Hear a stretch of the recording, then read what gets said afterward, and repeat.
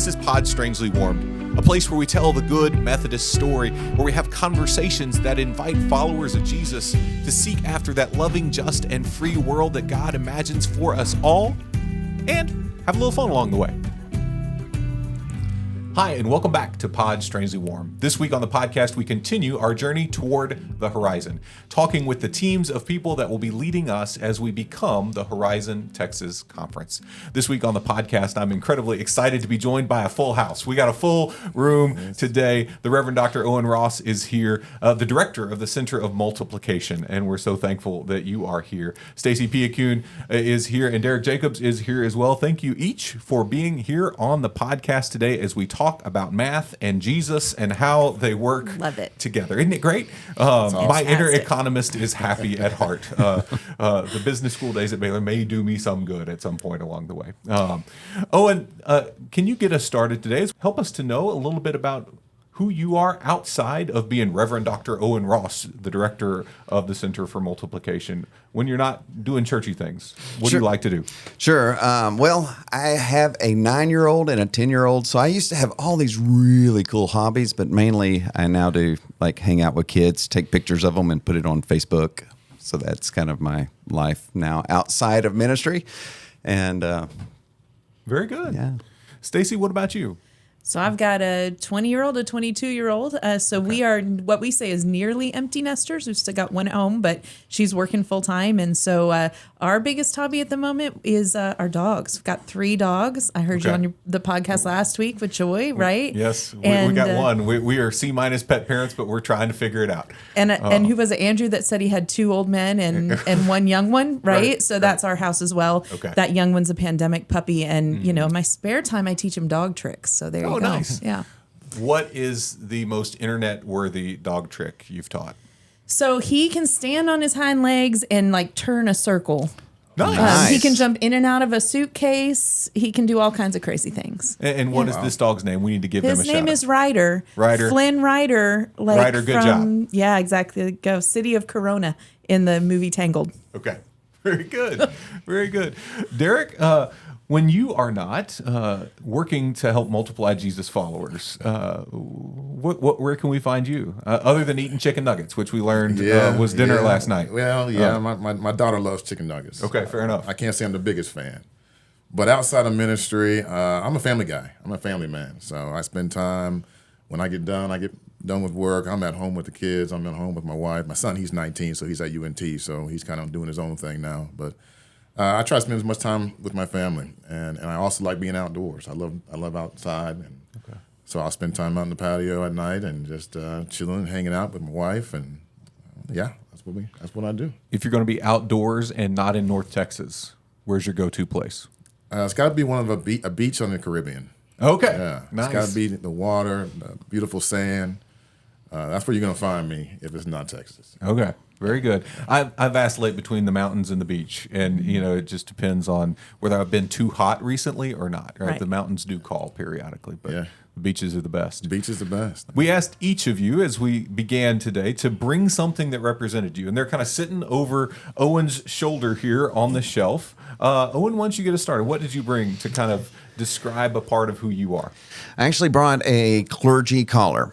And so my first appointment out of seminary was to plant a Spanish language church, La Fundación de Cristo, in Dallas, Texas, Christ Foundry. And I started off, it was a parachute church start. And so I started off knocking doors, and I was having a hard time reaching people. There was a short list of what a white guy would be doing, walking around knocking on doors in that neighborhood. Mm-hmm. And so when I started wearing the collar, it cut out the guessing. And more doors started opening up.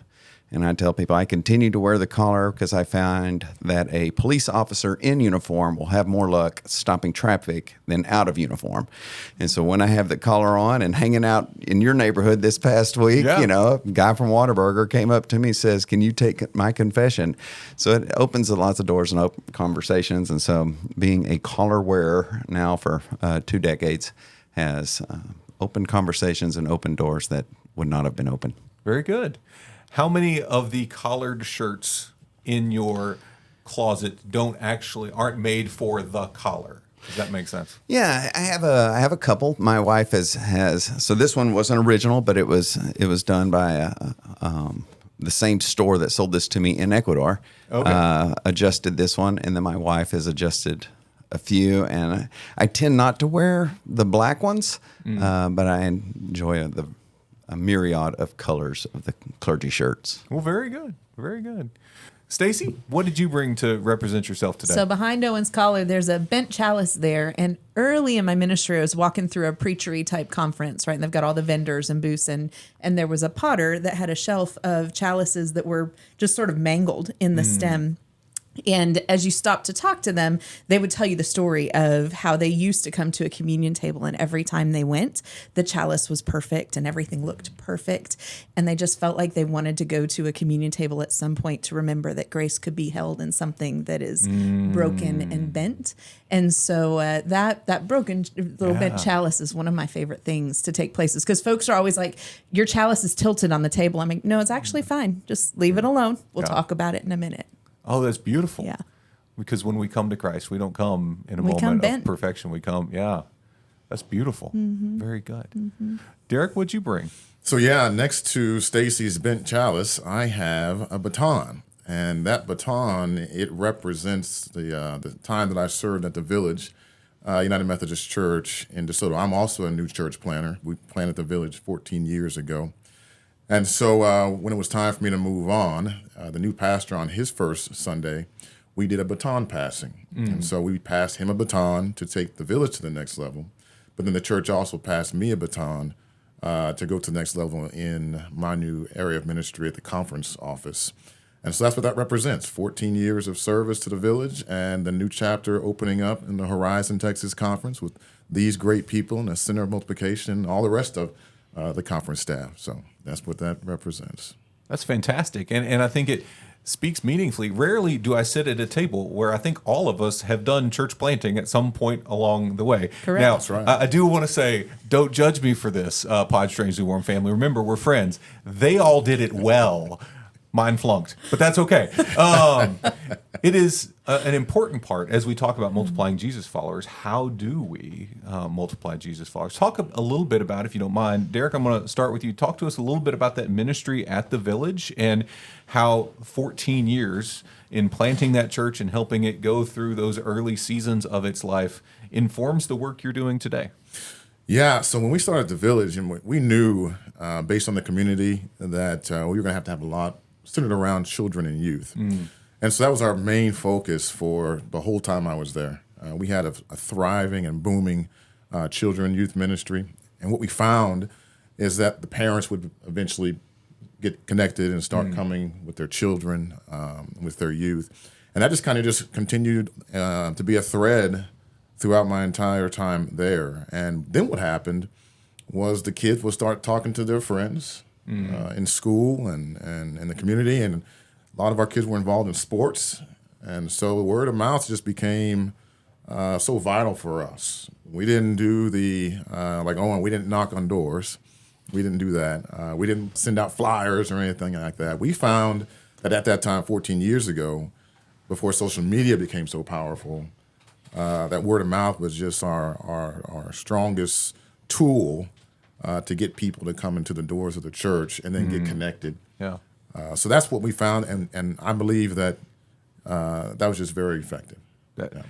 Incredibly powerful and effective in the new church start world, but also in the existing church world, right? Most of the folks listening to the podcast are in established churches, right? They're good. We like to joke that we've got a lot of good and faithful Methodists, and a lot of our churches are in a more established season. But when they look back and think of the seasons of growth that they've had, it's often through that word of mouth, right? Something is happening in the church and in people's own spiritual journey that they can't help but talk about, right? You were going on and on about breakfast a little bit earlier before we hit record about how, it was really good. And the conversation you had with Chris at breakfast was really good. When meaningful things happen in our lives, we have this impulse to share. And yet sometimes when we're talking about Jesus or we're talking about the church, we kind of clam up, right? But it can be powerful when we allow that word of mouth to spread and to be good news that transfers person to person to person. Yeah, and I also think one of the opportunities we have now in the Horizon Texas Conference is to share our story Yeah. as United Methodists and who we are and what we represent. And so as we think about that moving forward, we have an awesome opportunity to share the rich story of the people called United Methodists. And I'm looking forward to doing that with these great people and so many others across our Horizon Texas Conference in the days to come. Absolutely. Stacey, give us a little window into Melissa, UMC, and your work there, that it can kind of lay a foundation for the work you're doing now. Sure. So my church planting journey is a little bit different, right? I took over as a second pastor of a church plant that was struggling, multi-site of First United Methodist Church McKinney that was intended to be a mother-daughter church start, ended up being a multi-site. And so I remember the call to that appointment was, you always said you might feel led to plant, but that you didn't want to go plant from nothing. And so we have 5 families in Melissa that believe like there's going to be a church there and they're hanging on. And so that verse from Isaiah that rests in my spirit is, God, right now I'm doing a new thing. Don't you recognize it? Yeah. And so we sort of used that as a guiding light through a period of not just new church planting growth, but also how do you re-envision something that was started one direction, but needs to be a little bit different, like kind of just got off track a little bit. And how does God keep calling us back to that faithfulness? And so it was a decade-long journey for me there in Melissa of sort of walking through worshiping in a school and setting up and taking down out of that trailer every week, which when you say that to folks, they're like, oh, you had the trailer with the nice boxes. I'm like, no, we had the hand-me-down trailer with the Jenga, right? The new churches after us had the boxes and the things that you just wheel out. Ours was it was a gamble. Every time you lowered that door, you just stand back, clear. Okay, we're good. And so from the school to shutting down in the pandemic and moving it to my house, right? As we kind of began a building process and finding a home again there at First United Methodist Church of McKinney for that period of time. And so it's a story of perseverance and resilience, which for me, as we look at Horizon Texas Conference and we think about what's ahead of us, right? How we're building, God's doing a new thing. Yeah. It's some of those foundational things for me and Melissa that I think really just set me up in a position to look at with fresh eyes at what God's doing in our new work together. That is beautiful. Yeah. And I too have some trailer PTSD of, it was rough, is the pipe and drape going to whack you in the head coming out or what? Yeah. Yeah. No. In Central Texas, we didn't have the bougie trailers either. Don't worry. It was not the way it worked. Jenga. Right, Jenga. It was good. Owen, talk to us a little bit more about Christ Foundry and your work there that has kind of put you in this role that you've been in for a while, in this kind of multiplication role. You're our most kind of seasoned person in this role of helping churches rethink their strategies and experience of multiplying Jesus followers. But talk about how those two things come together for this season. Yeah, so I was 15 years at Christ Foundry. And I mean, we went from worshiping in my living room to a storage room of an apartment complex. Then some churches loaned us space. And then we eventually, built a facility there just north of Love Field. And it was church planting is hard. Church planting is challenging. Ministry is hard. Ministry is challenging. And when the bishop, Michael McKee, invited me to join the conference staff as the director for what was in the Center for Church Development, I said, I want to be the conference staff person that I wish I always had. And so I always seek to keep that at the forefront of, what would have I wanted when I was a pastor. And so now when I'm working with pastors, when I'm working with churches, working with laity, is like my driving question is, how can I be helpful? Because I want to be. So how can we be helpful? Because we want to be. And so, of course, we're dependent on others to help us know how to be helpful. Certainly. And that philosophy's driven my work in church development, and as we're entering into the Center for Multiplication, we're all holding that we want to be helpful to our local churches, and that comes from having been church planters, and dependent and accountable to conference staff in addition to our parishioners and our any supporting churches. We can point to ways that the conference has always been helpful, and we can point to ways that this would have been more helpful. And so we want to be more helpful and continue learning how we can be more helpful. That is as pastors and lay leaders in our annual conference hear that, I think they will be deeply encouraged by that, because I think we can all name moments where we've been deeply helped by our connections to the annual conference, and moments where it could have been a little different. And so as you sit and look at things, in the beginning stages of this ministry of the Center of Multiplication, what is kind of the overarching goal for the Center of Multiplication, and what does that ministry begin to look like in these early days? Yeah. So we've been having lots of conversations. Stacey just took a tour with, I think, 28 churches. 23. I went out and visited every church in Lubbock. I went to all the different annual conferences, visited churches, had lots of conversations. And what we're seeing is we are entering into a season where we are establishing the culture of a new conference. There were distinctions in the three different conferences culturally. And so we're kind of getting focused in ours that we want to help develop a culture of prayer, and how do we help facilitate that, knowing that if we want to participate in the mighty things that God's going to be doing in and through our congregations, our laity, and our clergy, we have to be connected with God and connected through that prayer. Building a culture of growth and learning that, we were talking about we could have done this differently. Well, we've learned this. And so how do we just develop that where, there's going to be failures, there's going to be learnings, and let's develop that culture where we're constantly giving each other feedback, constantly getting feedback, and constantly growing and seeking out and providing opportunities for growth. And then the third is the building a culture for multiplication. And so we talk about church planting, and sometimes you can see kind of a church planting a church has been extraordinary. How do we make that ordinary? That we are constantly seeking ways to reach people we're not currently reaching through starting new ministries, new culturally relevant ministries to different cultures that we're not connecting with, and how do we help equip our laity and our clergies and our congregations so that they can be multiplying followers of Jesus. And so those three, we've kind of come and said, these are going to be our three focuses. How do we help imbue that within the culture of the new conference? That's a powerful task and a big task. What are some ways, you've gone on some visits, you're meeting different churches. I know y'all are going to Amarillo, tomorrow. You will have already gone to Amarillo by the time this drops, right? There's relationship building that's a part of this, but there's also kind of ongoing work. Stacey, where does your work particularly meet these three big goals of prayer and learning and multiplying Jesus followers?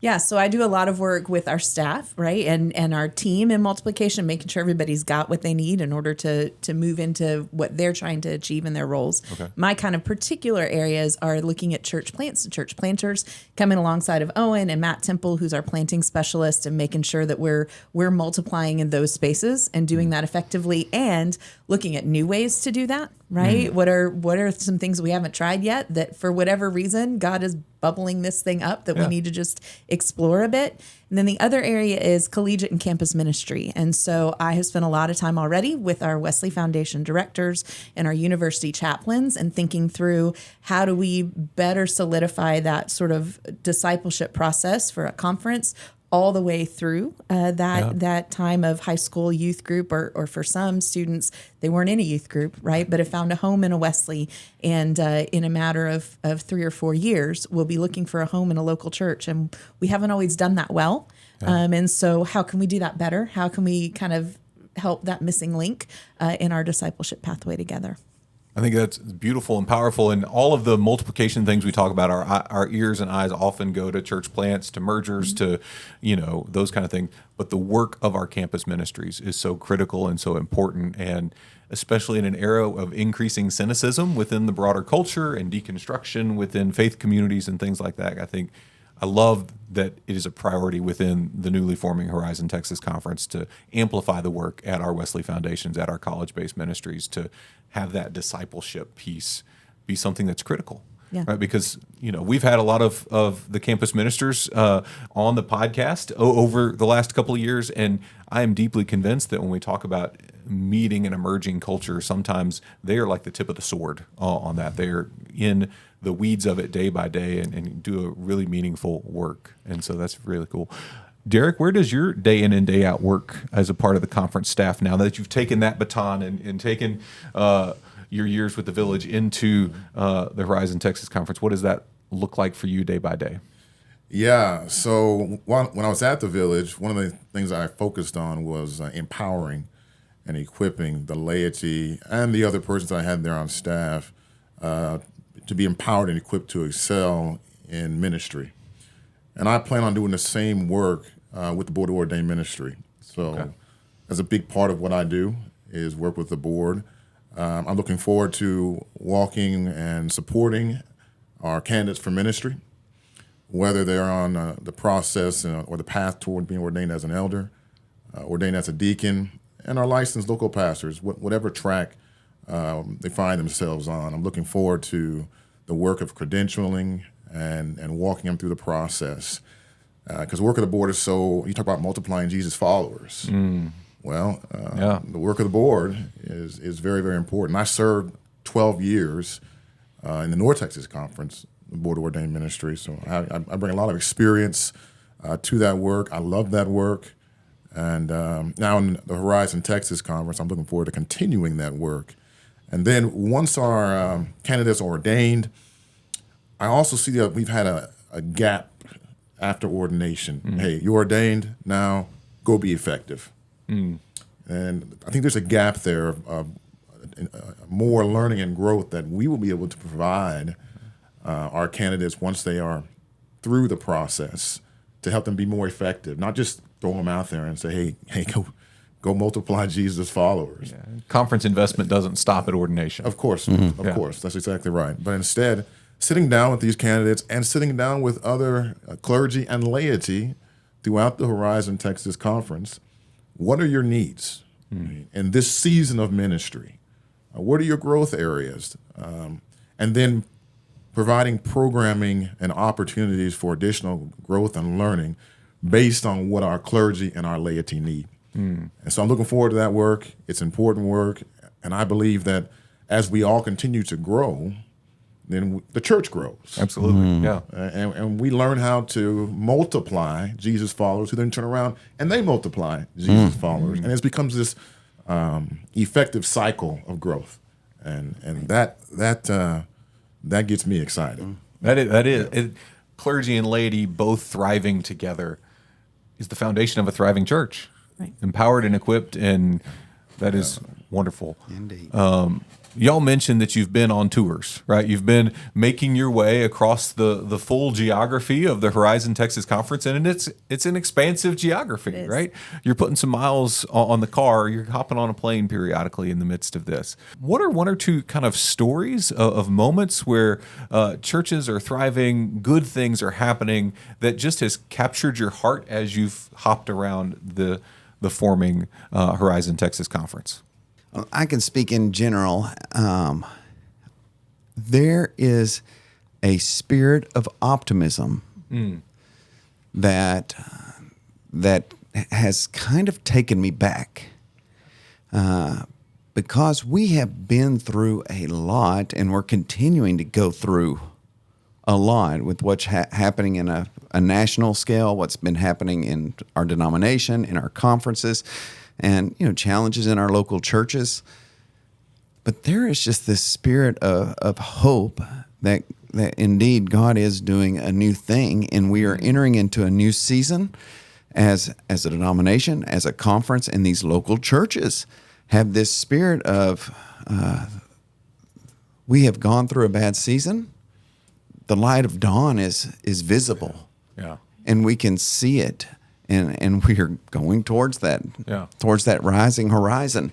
And I have been inspired by our churches, our laity, our clergy, and how much refreshing optimism and hope that there is in all parts of, not among everyone, but definitely it is spread broadly across the Horizon Texas Conference.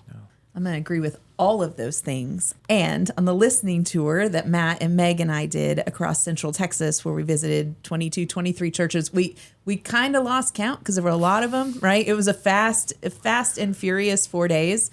But I think the thing that we walked away with that week, just blown away by, was the vulnerability and openness of our pastors to say, hey, like, this has been hard. We've been through a hard season, and we haven't always been able to trust the folks around us, and we're going to keep showing up, right? Yeah. We're going to keep showing up and building that trust. And as we did that, almost every visit, right, we started out in a place where, almost like when we sat down in this room, right, everybody's sort of getting warmed up, those sort of things. And by the end, when we asked that question, how can we pray with you?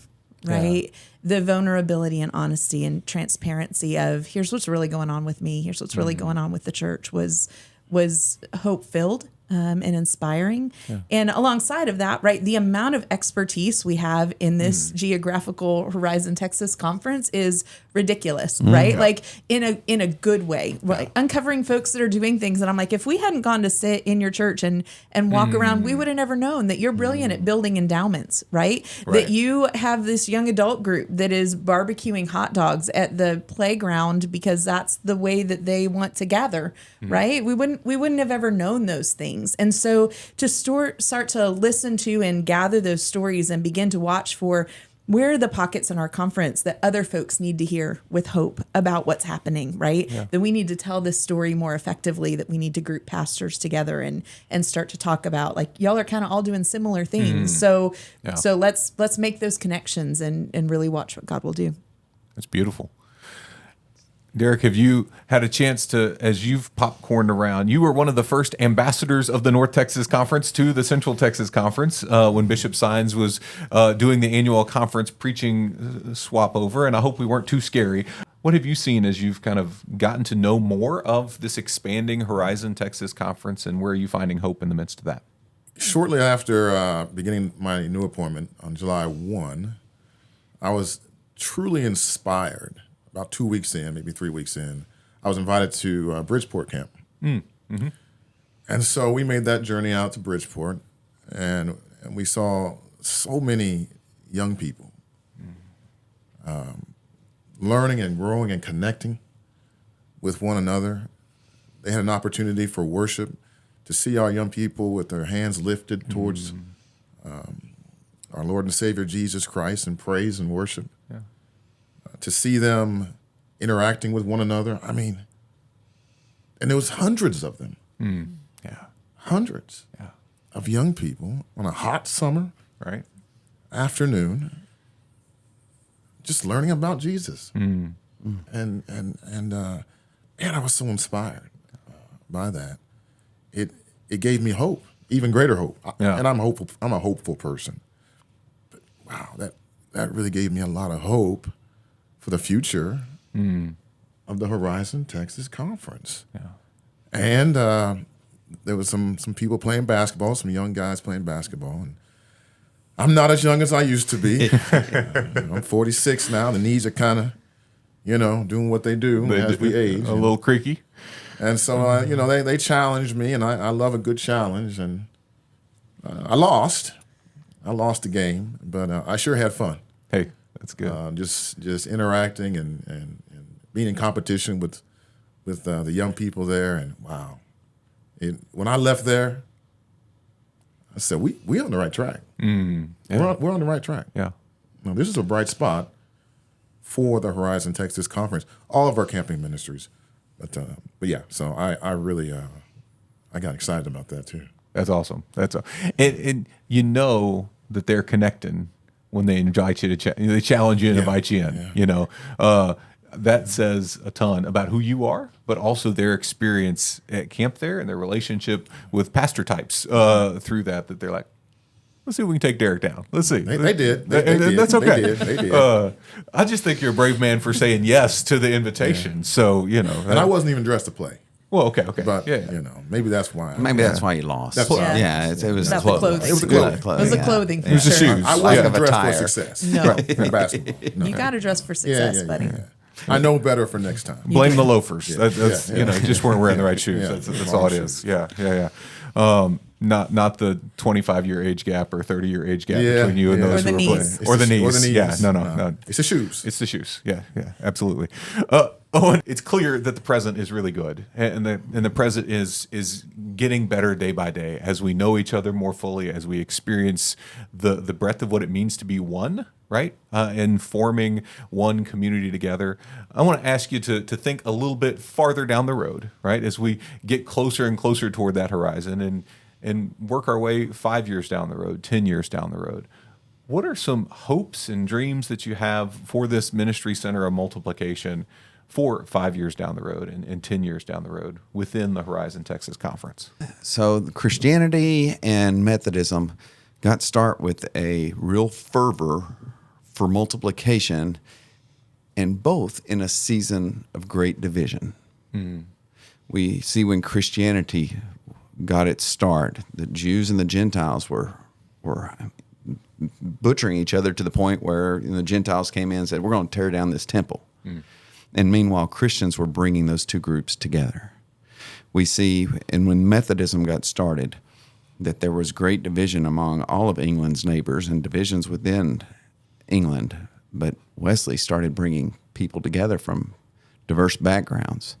I feel in this season in United Methodist history and in our nation, and specifically in the Horizon Texas Conference, that when I look forward 5 years, I believe God's going to use United Methodism in, I don't want to say a new way, but I would say perhaps in our original ways, that God is going to use us to, again, multiply Jesus followers who will be a balm in the wounds of division in our nation and in our areas.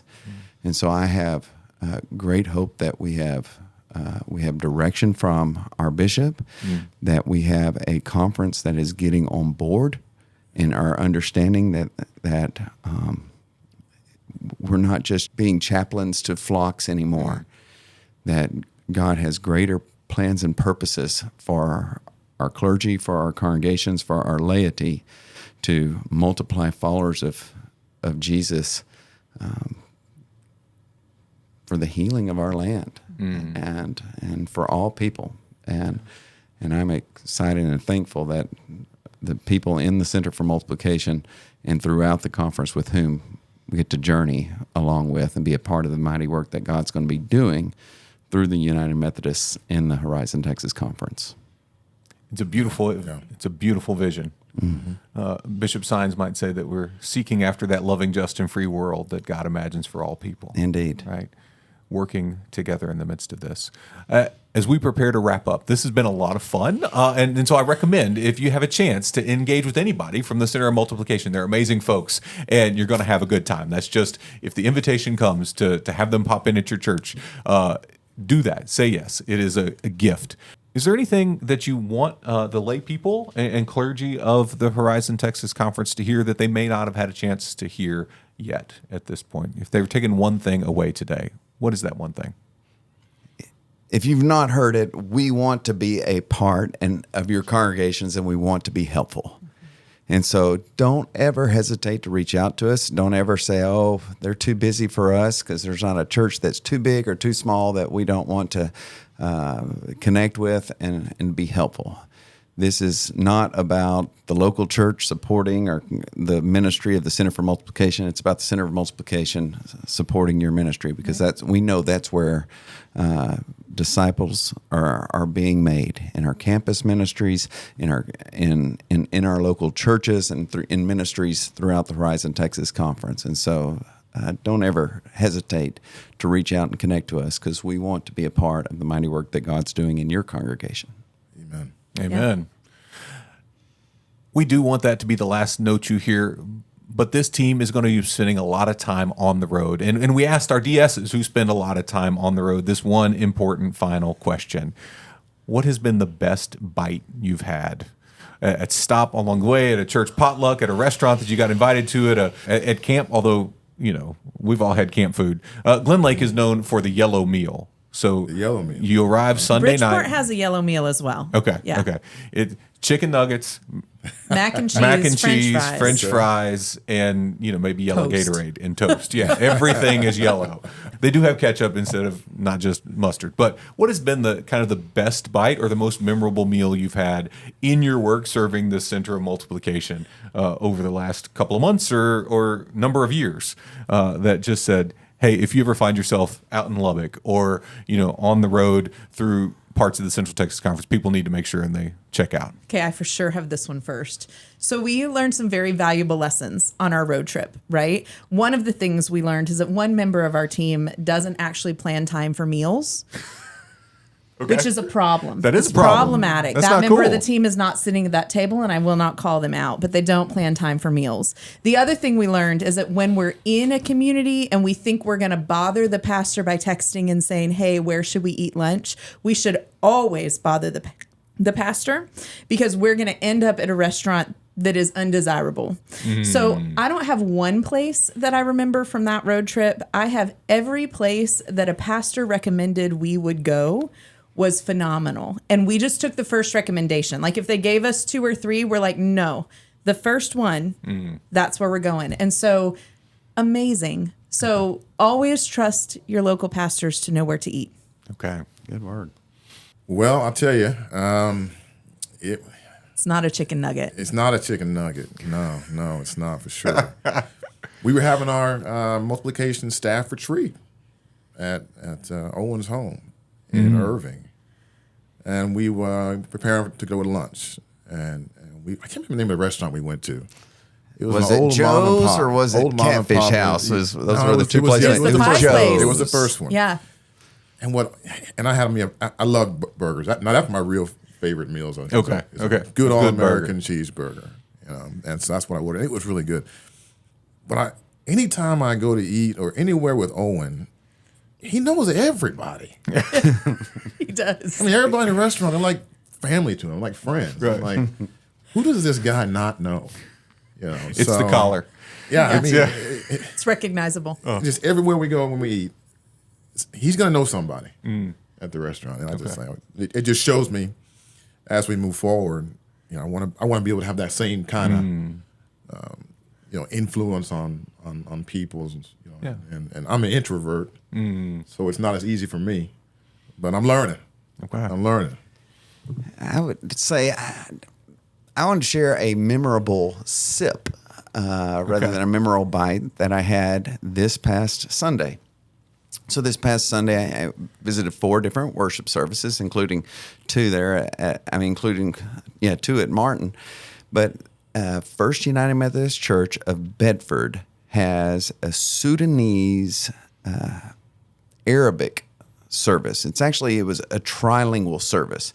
Okay. It had Arabic, English, and they sang a song in their mother tongue as well, which was very moving. But afterwards, the pastor said, "Can you stay for tea?" Which, I'm from East Texas, and when we talk about having tea, It's iced tea. It's It's distinct from sweet. Sudanese tea. Yeah, it's Yes. sweet And iced it's tea. cold. Yes. Yes. And so, but the pastor went and fixed me a cup of Sudanese hot tea that I shared with him and some other members, and it was quite a moment, and kind of a reminder of how diverse the Horizon Texas Conference is, and that there is a deep richness in our coming together. Amen. Owen, thank you so much. Stacey, thank you. Derek, thank you. And thank you for being with us today on Pod Strangely Warmed. Until next time, I'm Daniel Hawkins.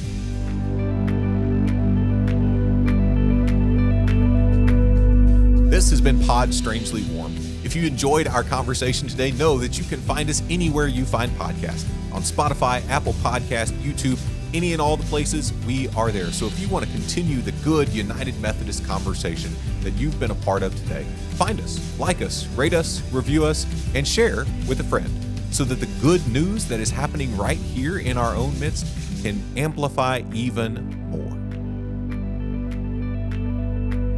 I stayed out of this camera, right? No, yeah, you did great. I'm glad I. You on purpose leaned this Yeah, way I the whole was time. I kept thinking about this camera right here. I was like, my big head. I know you did. I saw you.